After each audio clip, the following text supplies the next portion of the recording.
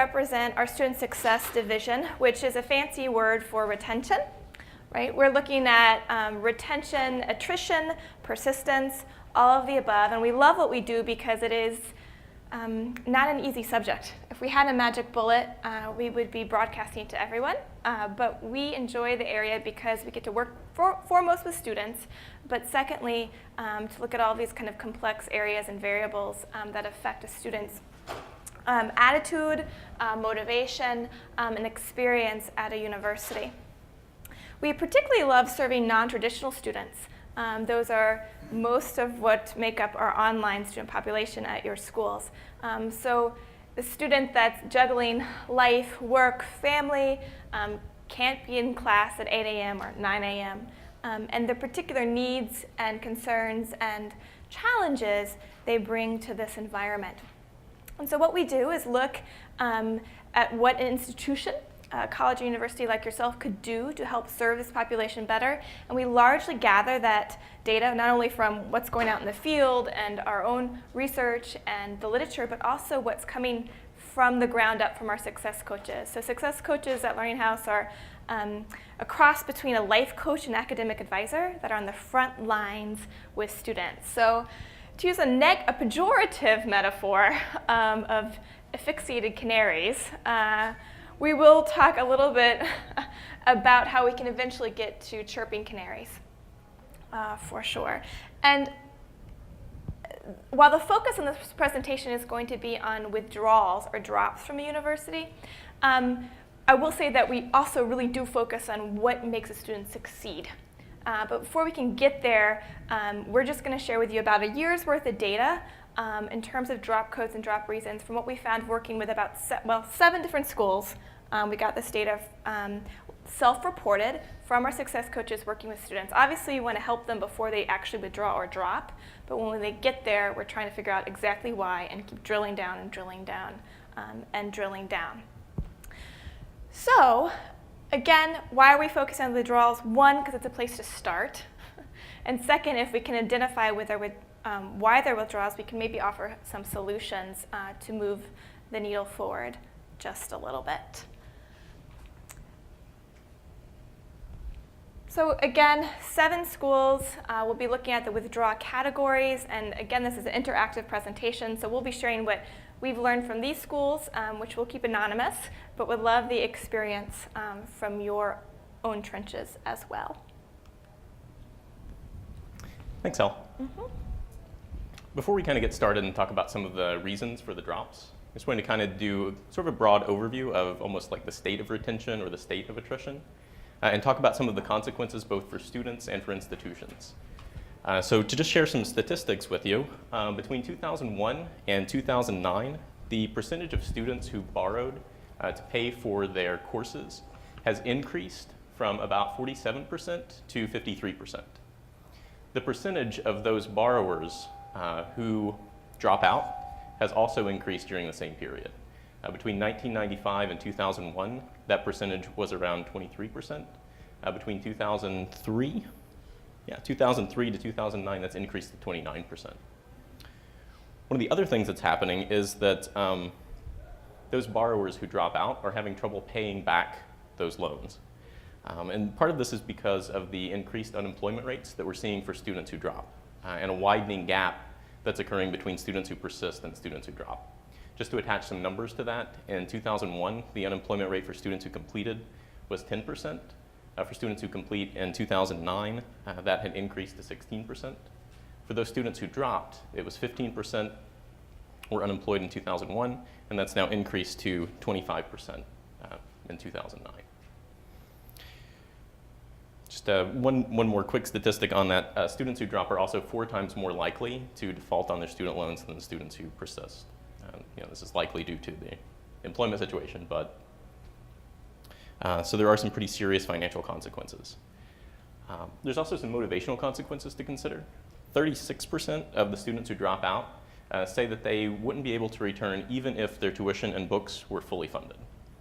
The reason that they usually cite for this is that they just don't have the time to continue their studies.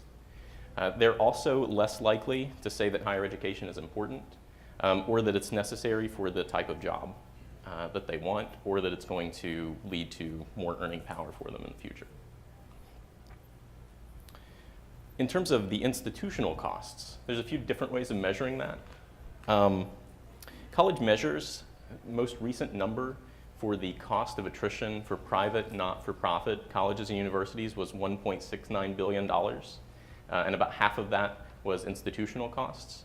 And the way they calculate that is the sort of based on the sunk costs that universities have in acquiring students and paying to sort of provide classes for students who then don't persist to complete a degree. But that's really only part of the cost, because you also have to consider the lost revenue. You could take a calculation based on the number of credit hours that students aren't completing for whichever degree program that they're enrolled in and multiply that by your tuition to get a rough idea of what that would look like. Perhaps even more serious though than some of the financial consequences is the circumvention of mission that goes on when students drop out. Missions take a lot of different forms, but for the most part, what we all want in higher education is to better the lives of the students who come to the institution, and also to create a more educated society. And when students drop out, it's not just that their lives aren't necessarily made better by higher education because of these financial consequences, because of these motivational consequences, it's that their experiences have actually made their lives worse. So following up sort of on one of the questions that Kenneth Green asked yesterday, what can we do better? And the first part of that answer is focusing on the reasons for the withdrawals and some changes that can be made in order to arrest some of that from happening. Hal is going to talk about that in more detail. Okay, so these are our 6 categories, our themes for why a student withdraws, and they are in descending order based on our data. And so we'll go through each of these a little bit more and drill down into the subcategories and talking with students about why they said they dropped out and the reasons. Again, self-reported data. We'll get into, Mike will talk about perhaps canaries that play possum a little bit later on and the limits of self-reporting, but it gives us a place to start. Okay, we were surprised, I'm going to say, that Student Success Division at Learning House, we assumed that most students would drop out based on literature, et cetera, because of academic reasons, which is a huge category. But what we found with the type of schools that we work with, usually smaller, sometimes faith-based liberal arts schools, they're still in the process of transitioning their student services to a fully online, non-traditional student, which is fine. But there just might be a few more obstacles that aren't as smooth if we were to compare our for-profit friends in that arena that have it down pat about how to serve a distance student. So we're a bit surprised that institutional reasons for dropping were our number 1 category, but this is why we're doing this presentation, because the good news is those are the easiest to fix, right? And then we'll move on to kind of the more life issues of death in the family, divorce. I mean, this is the good news. So the number 1 kind of subcategory of our data, 7 schools, about 26.15 of the drops were because of institutional reasons. And then again, descending order of the subcategories. Transferring programs. And it's also based on our type of school. Some schools that we work with only have associate's degrees, but not to go on to the bachelor's degrees. And so online, so choice is limited. We put transfer programs within the institutional category because it might be because there wasn't enough degrees offered, or there wasn't a, for lack of a better, net promoter, a love of the school. We couldn't get them to stick around for some reason. This is a rather vague category, but a student just will say, I've had enough, or I can't handle all of the hoops or the obstacles, there's too much. And we'll get into a little bit about external factors later on. Transfer policy limitations. We are, again, the majority of the drops happen between the first 8 weeks and second 8 weeks, but even more so between the second 8 weeks and third 8 weeks if you're on a 6-term start. So after a traditional fall semester or a traditional spring semester. If a student starts not knowing what credits transfer in and then they learn later that not all of them did, they're gone immediately. Or if there's a problem or even a dispute about transfer credits that didn't come in, they're still shopping, I guess is what I'm trying to say, within the first fall semester, and they will go to a school that perhaps even might be a little bit financially more difficult, but will take more credits. So this goes into a little bit of the enrollment piece there. Obtaining course materials on time, it's more than anecdotal that if a student, of course, doesn't have their books, doesn't have their financial aid package, et cetera, before they start, the percentage of drop that first 2 weeks is off the charts. And then be able to catch up in an 8-week class already puts them behind. And then because we know that so much of online retention happens in the classroom, faculty engagement, course design, lack of communication or engagement with a faculty member does come up. Do any of these categories resonate with you or alarm you, or are there any that we might be missing from our own data that you all are tracking? The obtaining course materials and time resonates with me because we allow students to enroll up to the first day of class. Yeah. And they don't have the book. Right. So we are really pushing to get all of our books, and most of them are on ebooks. Great. So Yes. you can't just download them immediately. Right. If it's not, if it can't be ebooks across all classes, we would say that in an ideal practice, you put all students coming in from all programs in that one non-transferable course that's an ebook course the first semester. So you just, all of those logistical details are fine. This will get into our financial aid a little piece, but obviously book vouchers come in, or let's say a book voucher you can only do on campus. There's all of these kind of things that we might take for granted, but we're talking to students every day that are so anxious about overnight costs and how to catch up when they know they need to have their stuff. Also, what's expected on day one. Some schools we work with don't actually technically start their class until there's a live classroom that week. Others, it's Monday at 8 a.m. Your first assignment might be due Wednesday, or a forum by Tuesday. So there's all of these really strategic ways, especially for first-time, first-start students in that first course, to keep them around. So that's a good one. Okay. So not surprisingly, academic, which is a large category, and we can talk about exactly kind of how we divide this up, because time management, did not devote enough time to your course might be because of a whole host of reasons. The course didn't resonate with their life or their career path, or they were more social reasons, taking care of a family, or didn't have the job support or the time. But by far, that's one that we as a success team, success coaches, feel that we can help the student manage if we know up front about time management, setting goals, walking through it, setting weekly goals, daily goals, semester goals, you name it. Again, academic suspension might be related because they didn't spend enough time in the course or struggled with the content. But again, this gets back into a remedial discussion. And down here, if we're starting with freshman comp courses for associate's program or math, the performance in those courses is directly correlated to whether they will persist or not.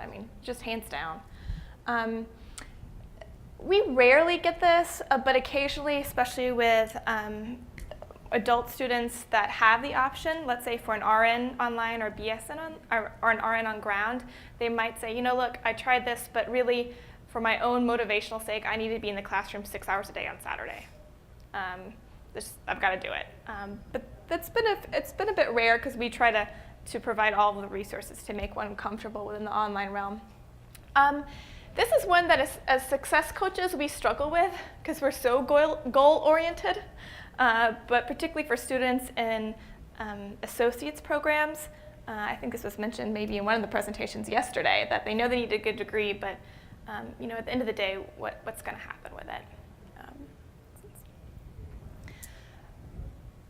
Anything I'm leaving off or that resonates, or red flags? Okay, so motivation comes in here a little bit. Okay, so we do have this really unknown category, and it's all about communication because this is self-reported. For our success coaches and for our team, a student that's AWOL is the term we use, that doesn't communicate with us, doesn't communicate with the school, is off the grid. What do we do? And this is a question that I posed to you all. the amount of time a school considers a student without showing up, whether it's on campus or online. Does anybody want to share that kind of time frame? Because we asked the school, okay, so is this person, can we consider them officially dropped? Well, not in maybe a year from now, but they're not, yeah. So, They're a no-show for 2 courses we withdraw. 2 semesters or 2? Well, we do 6 and 8 week courses. Okay, gotcha. If it's for 2 courses. Mm-hmm. Okay. Withdraw. Withdraw them, officially. Well, we're a military school, so there's a whole Yeah, that in and out, yeah. I mean, on ground, if they miss 3 classes, they're automatically going to fail, which that's Right. a bit steeper than some other places, but that, again, that's that whole component coming in. Mhm. But online, if a week goes by and they have not logged in, they have not done anything, well, the instructor and myself as coordinator. At the course level, we'll remove them. Well, we'll send out a warning Mhm. and then give like another 48 hours if you do not respond. What's the reason why no assignments, nothing is done? Yeah, And if we receive no response to that, then they're done. gotcha. What about at the institutional level, when one doesn't fill out a officially withdraw from the institution form? This is where we struggle with reporting features with our schools. How long do you keep them on the books? Anyone? It's institutional policy, and every institution has its own policy. Mm-hmm. You know, we until recently, we had our face-to-face and if there was no activity for 2 weeks, they could be administratively withdrawn. Here's the deal, they Never showed up. Yeah. well, if they never showed up, that's a different Story. If they're a complete no-show, they're a drop. Right. If they start the class and then just no-show for 2 weeks, then they can be administratively withdrawn. Okay. Mm-hmm. That got changed for faculty, they have a right to fail, and that's not a good, it's kind of a struggle with us.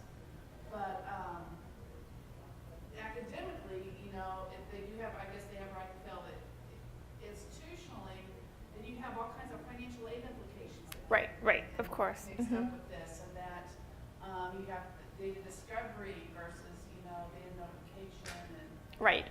it's a very complicated puzzle. that Right, and we're how long, struggling with. and if a student officially says, okay, I'm going to take a leave of absence, I'm going to sit out for the summer or the next term, that's a different story, and we can help manage that. It's the ones that just, poof, they feel like they just disappear. But I thought I dropped. Yeah, or just stop showing up. So that's why our success coaching team uses analytics like login activity, last time of post, that kind of thing. But we also rely on old-fashioned communication and relationship building. If a student is not responding to a coach on a periodic basis, to us that's a huge red flag because the data might tell us something different than what the student is saying, or vice versa.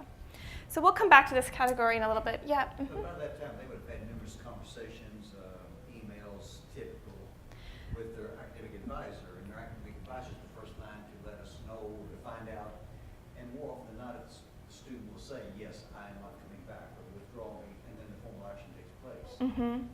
A student could be at our school inactive for a year period A year. Okay. and come back, but they're potentially under different degree requirements at that time. Mm-hmm. And that's the only thing. There's nothing about their coming back. Once a student, always a student in theory. It's just they'll fall in different degree requirements. Right, and then sometimes we also have schools that have different readmit policies. Sometimes it's after 12 months, and sometimes it's after a term, even 6 months. So, This is 2 semesters. 2 semesters. They do not come back 2 semesters. They go back through the process. To reapply. Mhm. The process.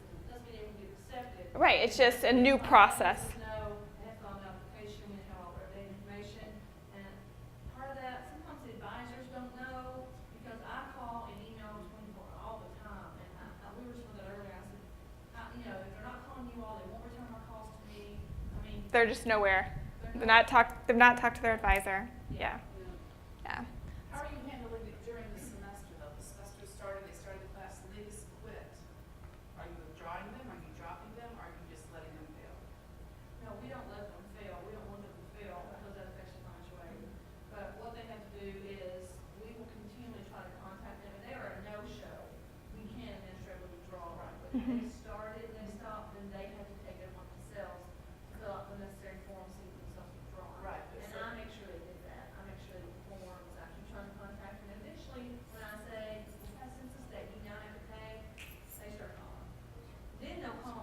Student enrollment.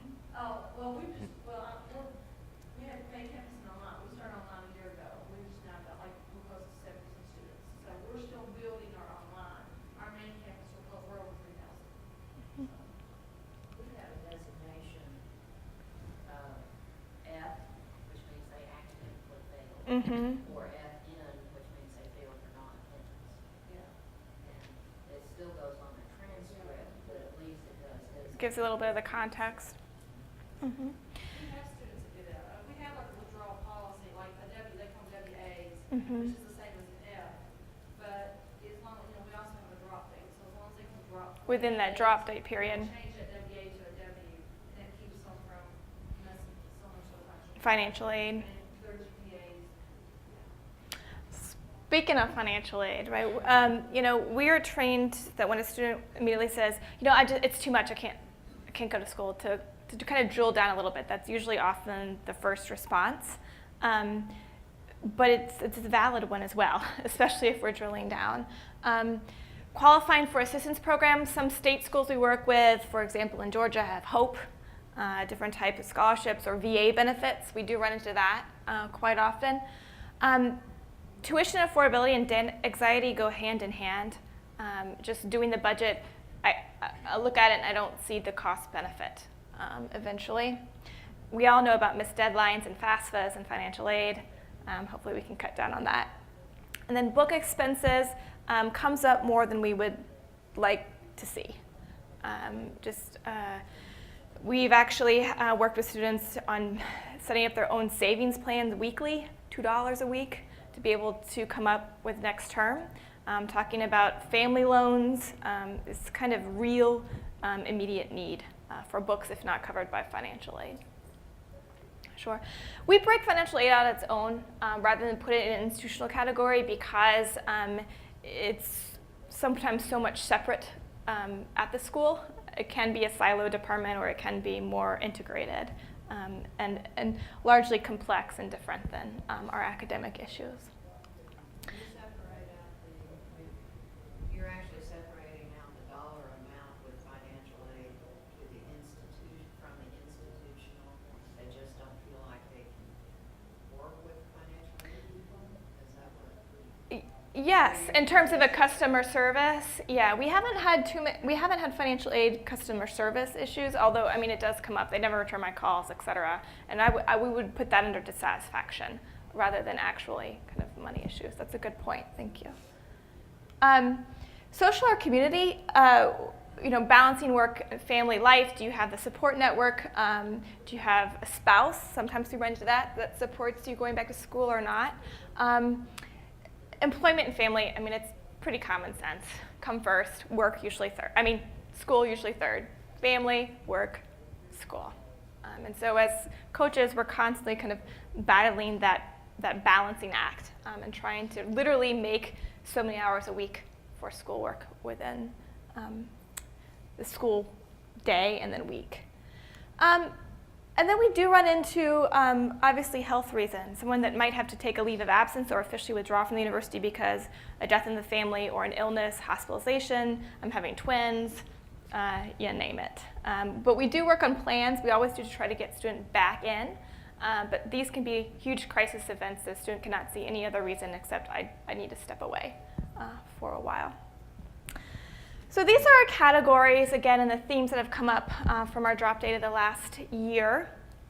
As demonstrated with the withdrawal categories, I wish I was easy as having a course that appealed to students or really fine-tuned instructors, but the classroom is important, but the external factors, especially for a non-traditional population, weigh heavily even on the most motivated student. It's just life in this area. And so that brings with it the particular challenges that we deal with.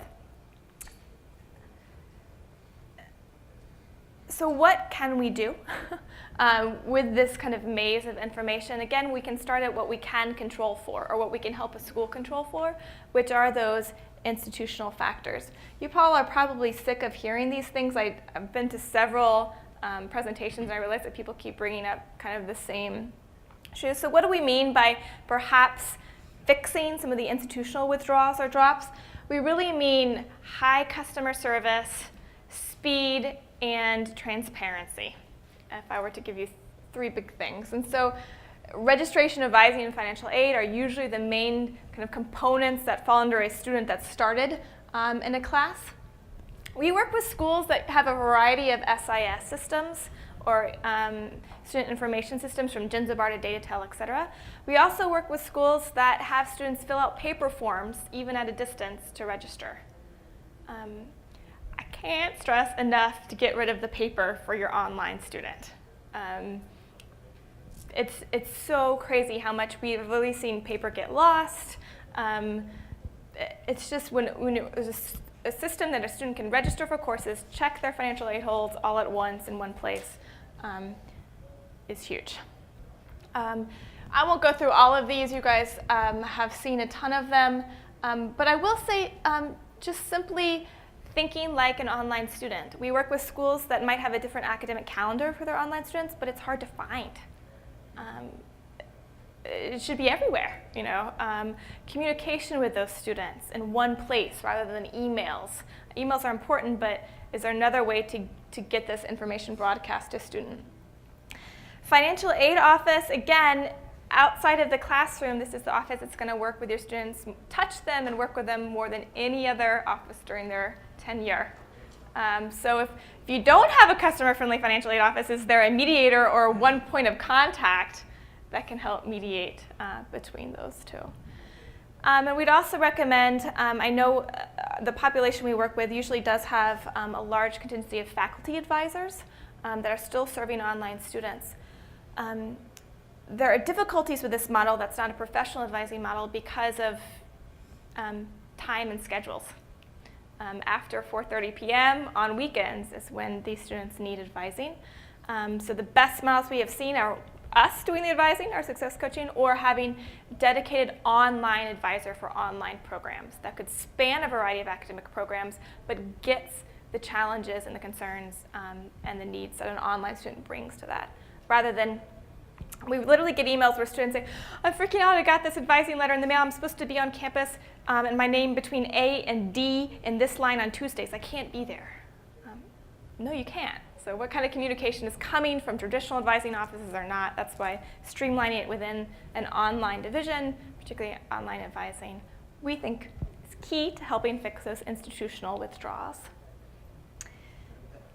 Yes? Mm-hmm. Just to be sure that I'm on wavelength, help Yeah. me understand what you mean by provide priority registration. Right. So for some of the larger schools, we work with a particular school that has about 8,000 ground students that offers their online courses to those ground students. Great.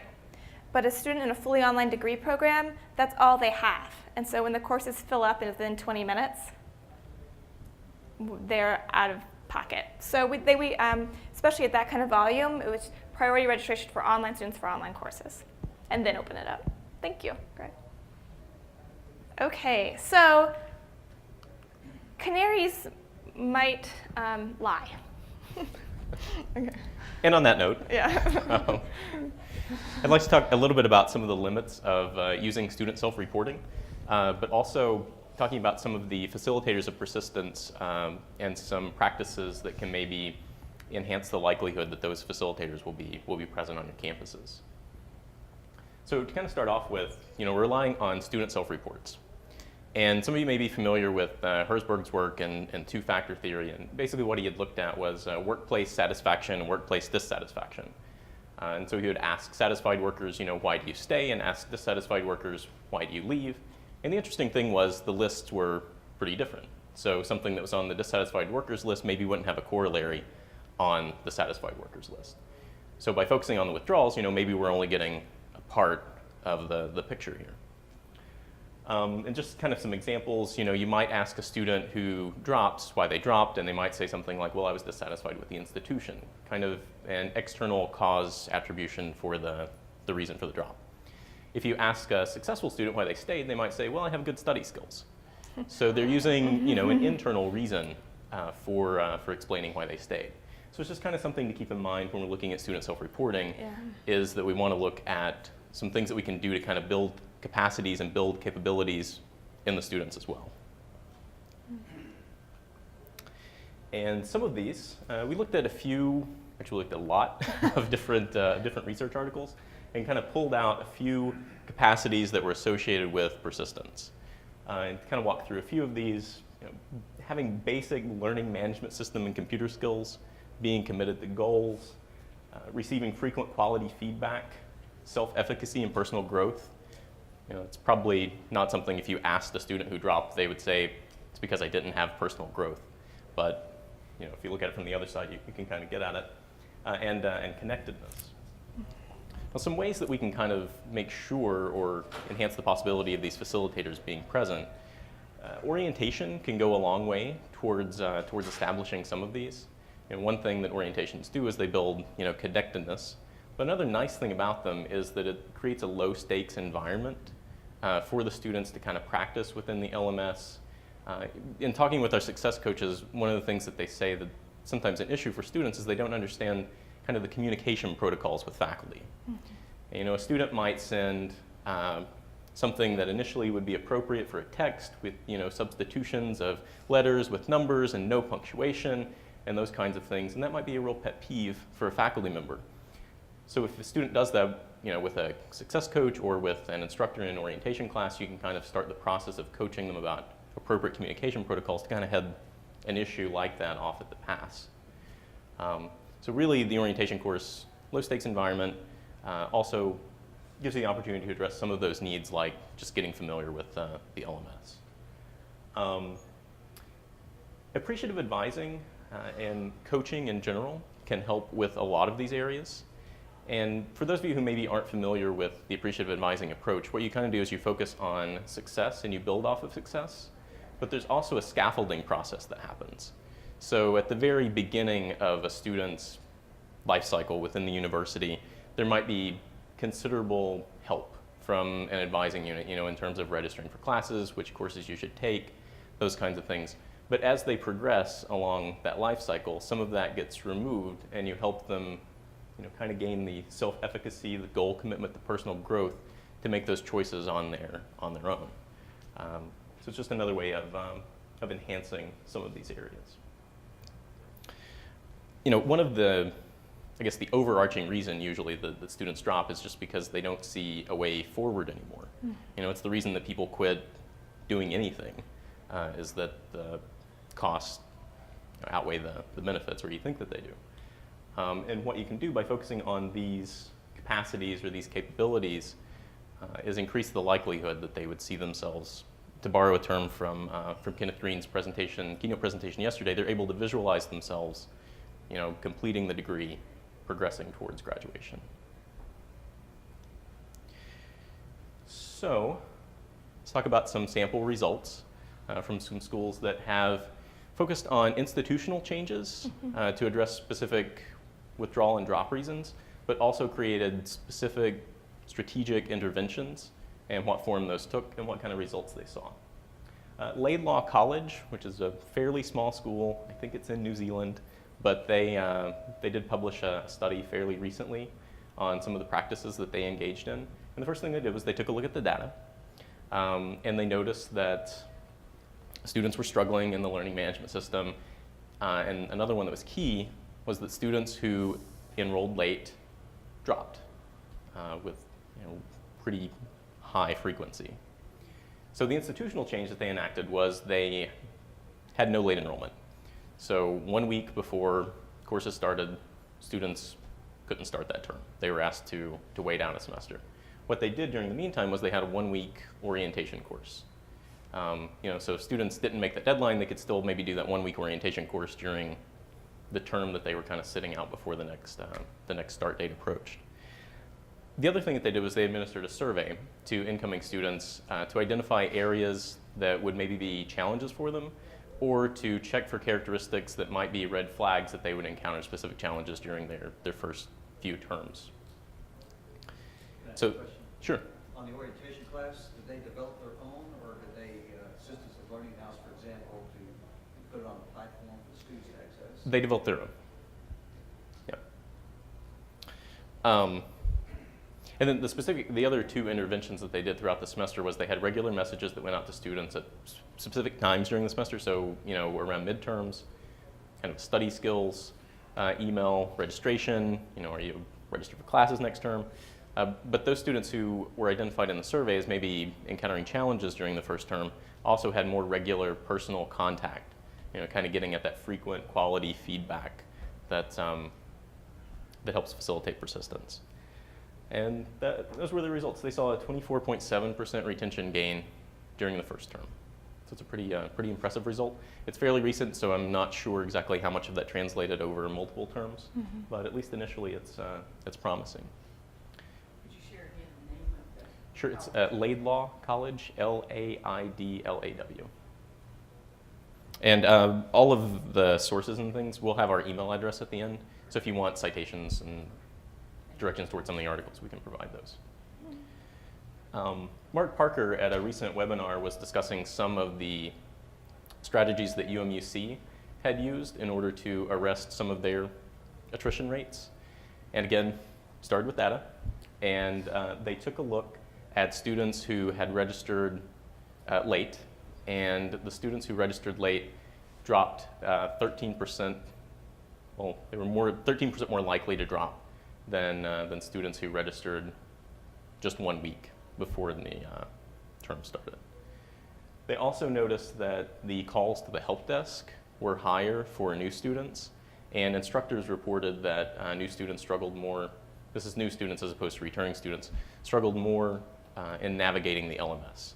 So they did a similar kind of intervention where they stopped late enrollments, instituted a mandatory orientation course, which is a little different from some of the things that some of the other schools have done, and they arrested the 13% higher attrition rate. We also have some schools, promisingly, that we've been working with who've been able to maintain retention rates in the high 90s. Yeah. And some of the things that they've done is they do have, I don't think anyone has a mandatory orientation. They They strongly encourage. This one, the high 90s does. Okay. It's not for credit, but it is required. So we have seen, taking the approach of building some of these capacities has had a positive effect, especially when it's paired with institutional changes. Is there a cost to that orientation? It depends on the school. Like some of the schools that offer orientation classes for credit, it might just be like a 1 credit hour course. And sometimes they'll have the 1 credit hour course so that you're getting credit for it and you're getting a grade for it, but you're not actually paying tuition for it. It's included in your admission fees. And the format of those orientations, we could have a whole session on that. And certainly could open up the floor for what others are doing. We see the most efficacy in not a self-paced orientation, but rather mimicking an online course. What's it going to be? We've actually, some of our success coaches actually lead those courses.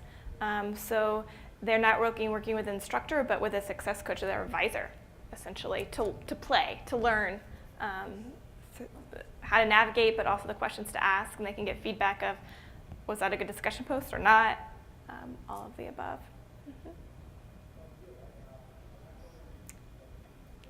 So I guess we'll kind of open things up to questions. And we also have our success coaches here in the back, so if you guys would like to ask them some direct questions, they're here as well. Do you have a question? Oh, and actually, maybe questions at the mic, right, since we're recording? She's like, I might cut down on the participation. Okay. Thankfully, we have a very good 90% or higher retention rate in our current programs. And I find that one of the things that's very helpful to the students is trying to get to that degree course map from the very beginning. Yes, it's And then essential. registering them for those courses. And we have an advanced registration Right. process where they don't have to worry. Once they've determined this is the way I want to get my degree, then they can go ahead and register on up through 2, 3, 4 years. Right, eliminate the elective choice. This is what you'll take, and this is how you get there. We actually, Learning House's model for courses has largely been based, and our schools, I should say, have a model that we've adopted. 8-week terms, 2 classes each term. What we found on the retention piece was that actually students usually don't take 2 courses every 8-week terms. If we were to average it out, it's actually 1.2 across all of our students we work with. So the school that has actually the highest retention rate is not a cohort model, but it's one that offers 5-week courses, 3 courses a term.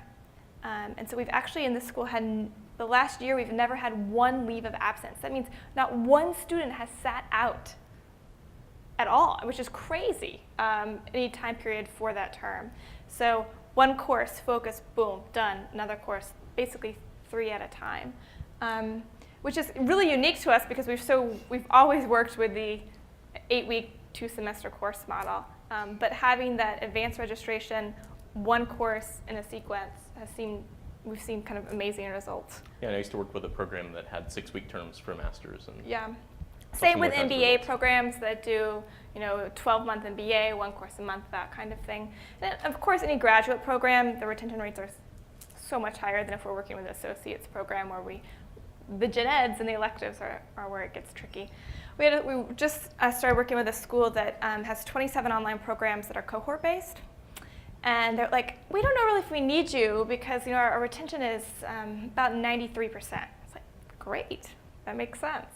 And she's like, I said, well, what is your rate for completion of a degree, 128-hour degree rather than the cohort? And she's like, 35, right? So that people were taking their major business cohort 300 level and then not putting in any of their other kind of gen eds or electives around that to finish out the degree. So our challenge as employees of the school or representatives of the school and advisors, academic advisors, is to strategically help the students sprinkle in those gen eds throughout their tenure and the cohort to be able to balance both of them. Cohort is what's exciting. It's a career change or a career goal. I want to get my organizational leadership or CJ, but what about French? Try to fit that in. Curious about what else we've learned or heard. We have lots of good stories from students. It's fun. What's the best way to guarantee that you can stay in touch with a student right from the start? I hear professors say they never check their School personal email. Right, so how do you get past that? Yeah, Part of it is, a little bit of trial and error, like trying different means for particular students and seeing which ones they respond to the best. One of the things we've had pretty good success with recently is Moodle messaging. What's it? So from within Moodle, actually messaging a student from within the class rather than an external email or a phone call. We actually believe in the old-fashioned phone call as a way to build the best relationship with a student, and we'll let them push back if they'd rather have email communication or not. Texting we'll be experimenting with over this next year. We do have to follow official guidelines of school communication. So, texting through a school's Outlook or a school webmail rather than just number to number is the way we have to monitor that. So it's a little bit challenging there, but we will. Does anybody do Skype advising or use video for advising? Yeah. We do Skype, but we also switch from Meebo with closed down Mm-hmm. to Zoppel now, Okay. and that's working quite well. Better. Technically, it's working better. Much better. Okay. Zoppel tracks some statistics and some information that we like better. Skyping's always worked well. Mm-hmm. Mm-hmm. What's the name of that? ZOMPIN, P. I think, trademark, Zoppel, and it's free. Of course, you can get levels of paying, but the free version normally only reads. That's like Skype. And we just have Mhm. embedded on all our pages. No, it's just online chat, effectively, but we have embedded on all our pages. Students can come in anytime the advisor's there, like the announcer's there. Yeah, can just Students ask a copy question. message, ask a question, or whatever. Mm-hmm. Just for point for Being there. It's an integral part of our day-to-day operation, both at the advising and also at the recruitment. Right, having that chat, that real-time chat. So Mhm. all of our advisors, all of our recruiters all have that, and they all have their online there at that time, with webcam and mic as well. It's the option. So that's communication strategy for sure.